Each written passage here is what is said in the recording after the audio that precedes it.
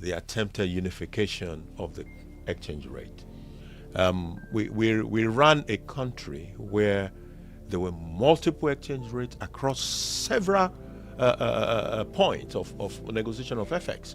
2022, I was involved with a transaction. It was an importation involving $24.5 million transaction. And what happened was, of course, after we've done the importation, you have to go to apply to CBN, auction of foreign exchange and the rest. Yeah. Do you know the first allocation we got from CBN?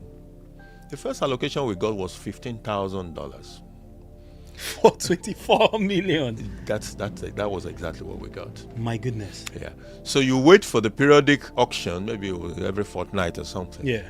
And then you're waiting. You had an application for 24.5 million, and you got a 15,000 allocation. Such was the problem that we have in the FX space of Nigeria. We were living a lie. We were living in a bubble, saying that this is our exchange rate. It wasn't the exchange rate. Everybody who was in the market in those seasons know that what the CBN says is the rate, or was the rate, was not the rate.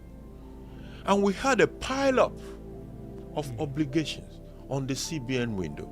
I think it was said to be up to about $5 billion that we could not meet.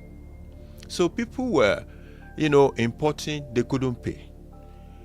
If you remember, at some point, we had a problem with some airlines who said, when I'm leaving this place. Very true. Very true. We had Emirates. Even Emirates IATA had to wade in at some point. Look, we come here, we do business. We can't repatriate. We can't there was no dollar.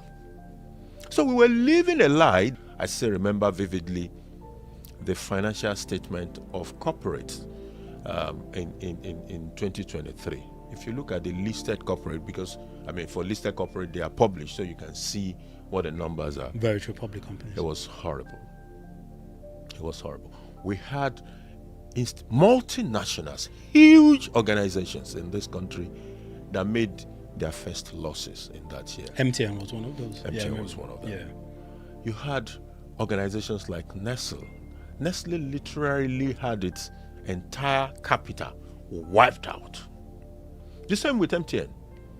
It turned into a negative capital. That was how harsh 2023 was, by virtue of the combination of fuel subsidy removal and an attempt to unify, which was literally a depreciation of the naira. Anyway, massive depreciation of the naira.